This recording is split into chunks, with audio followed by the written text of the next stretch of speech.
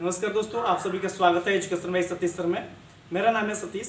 आज की क्लास में हम लोग देखेंगे नए शिक्षा नीति के बारे में कि नए शिक्षा नीति का जो पैटर्न है वो कैसा लागू किया है। यहाँ पर सबसे पहले हम लोग देखेंगे 5, 3, 3 और 4 के बारे में कि ये होता क्या है।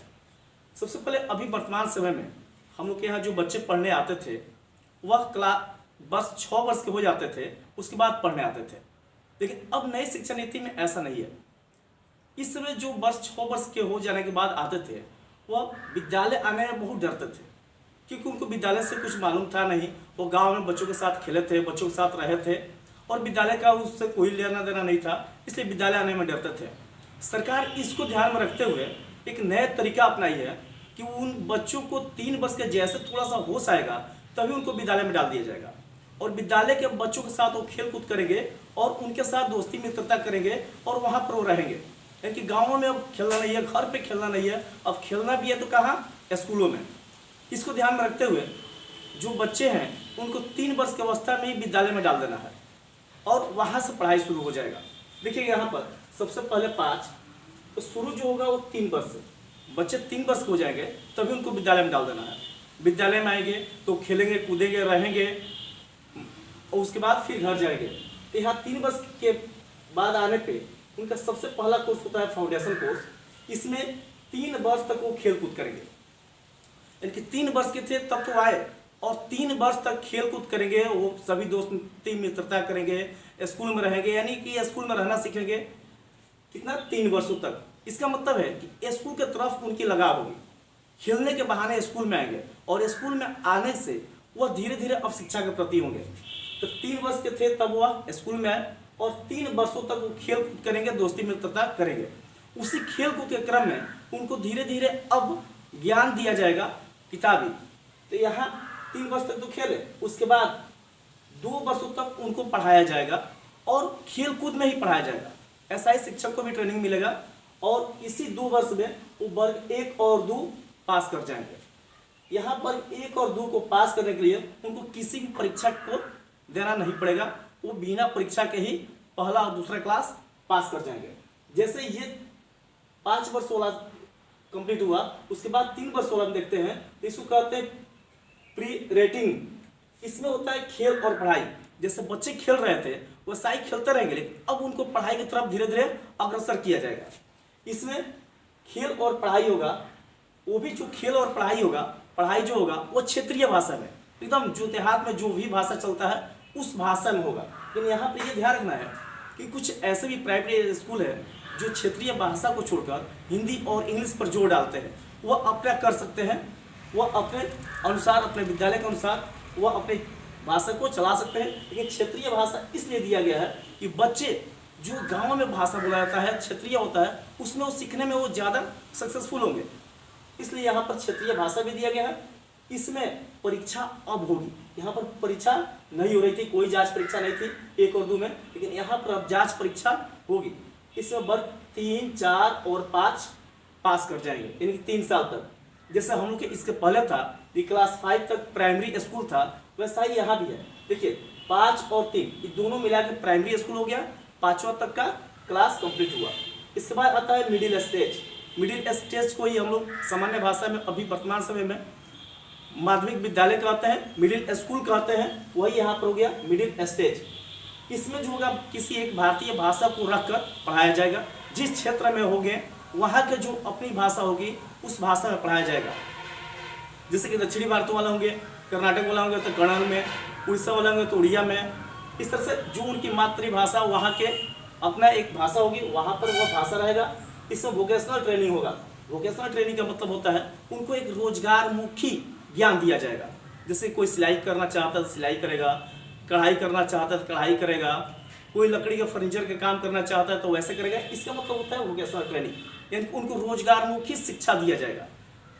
उसके बाद एक मुख्य विषय होगा जो उनकी मेन विषय है, जैसे कि मैथ, साइंस, सोशल। उसके अलावा एक मुख्य विषय होगा जो कोई भारतीय एक भाषा होगा। यानी मुख्य विषय के साथ साथ भारतीय एक भाषा होगा जो उनमें जोड़ा गया है और उसमें उनको सीखना होगा। इस तरह से क्लास 6, 7 और 8 वो पास कर जाएंगे।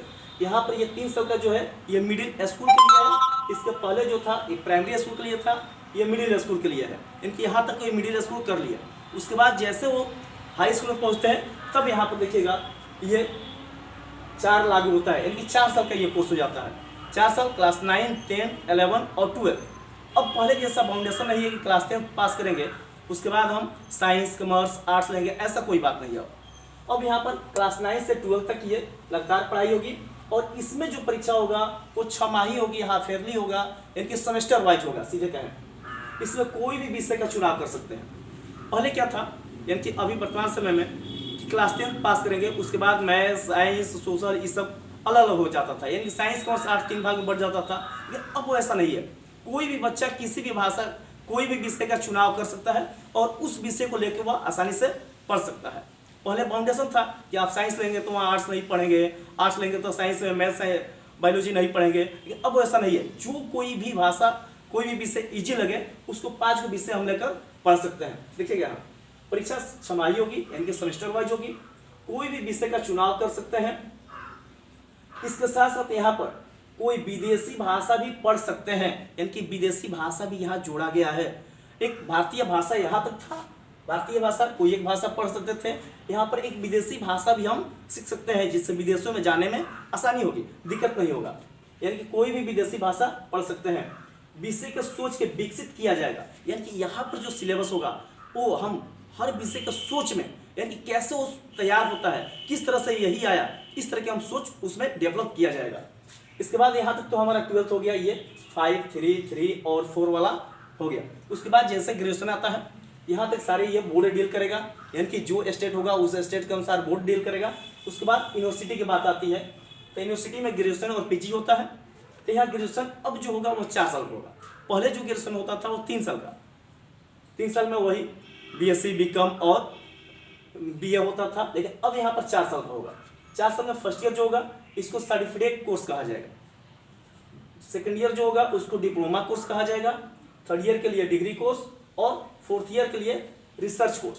अभी जो वर्तमान समय में होता है ग्रेजुएशन, उसमें हम फर्स्ट ईयर कर लिए, किसी कारणवश हम लगातार 4 साल तक सेकेंड ईयर नहीं कर पाए, या सेकेंड ईयर कर लिए लगातार 4 साल तक हम थर्ड ईयर नहीं कर पाए, तो हमको कोई उससे फ़ायदा नहीं होता था, फिर शुरू से ग्रेजुएशन करना पड़ता था। लेकिन अब यहाँ पर उस सिस्टम को हटा दिया गया है। आप सिर्फ 1 साल ही पढ़ाई किए तो उस सर्टिफिकेट आपको जो मिलेगा उसको सर्टिफिकेट कोर्स कहते हैं, वो आपको मिल जाएगा। उसके बाद आप कहीं भी जा सकते हैं, कुछ भी कर सकते हैं, उस लेवल का जो जॉब होगा उस प्राप्त कर सकते हैं। फिर उसके बाद जब आपकी इच्छा जागी पढ़ने का तो आके आप सेकेंड ईयर कर सकते हैं। सेकेंड ईयर कर लीजिएगा, डिप्लोमा कोर्स मिल जाएगा। यहाँ पर कोई समय का बाउंडेशन नहीं है, आपको जब पढ़ने की इच्छा शक्ति जागे तब पढ़ सकते हैं। यह हो गया डिप्लोमा कोर्स।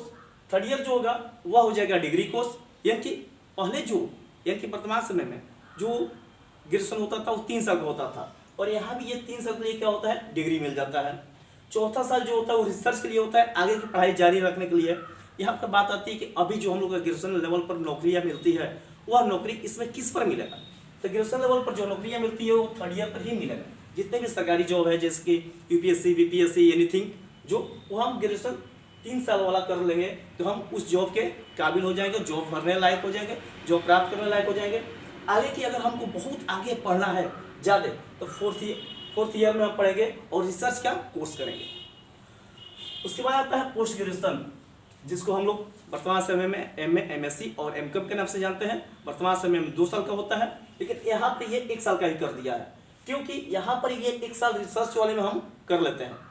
यहाँ 1 साल का हो गया है ये ग्रेजुएशन 1 साल का है, उसमें हम 1 ही साल का पढ़ाई करेंगे यहाँ पर और हमारा ग्रेजुएशन पूरा हो जाएगा, क्योंकि 1 साल हम यहाँ पर पढ़ लिए हैं। और इस समय के जो बच्चे होंगे वो नए सिलेबस के अनुसार यहाँ पर एमए करने में, यानी कि पीजी करने में 2 साल लगेगा, क्योंकि वो 3 साल का डिग्री कोर्स किए हैं तो यहाँ पर उनको 3 साल लगेगा। और बाय द वे आप इस 3 साल पर कोई जॉब प्राप्त कर लेते हैं और उसके बाद आप चाहते हैं पढ़ने के लिए क्या है पोस्ट ग्रेजुएशन, तो वहाँ पर आपको 2 साल लगेगा। एक रिसर्च भी पढ़ना पड़ेगा और उसके बाद ग्रेजुएशन भी पढ़ना पड़ेगा।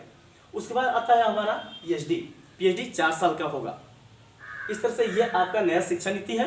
अगर ये वीडियो आपको अच्छा लगा होगा तो प्लीज़ मेरे चैनल को सब्सक्राइब कीजिएगा और इस वीडियो को ज़्यादा से ज़्यादा शेयर कीजिएगा कि सब कोई समझ सके कि हाँ नया शिक्षा नीति में क्या है। स्क्रीनशॉट लीजिए।